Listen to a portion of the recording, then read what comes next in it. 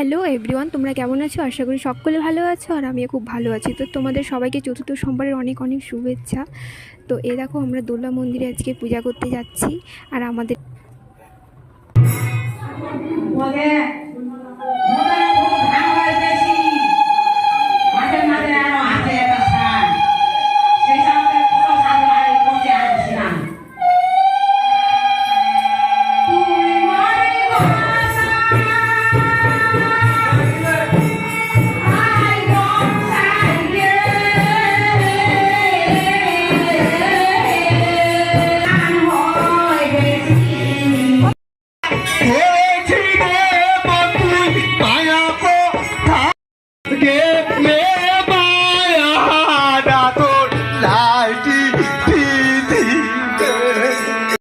কত ভালো বলতো।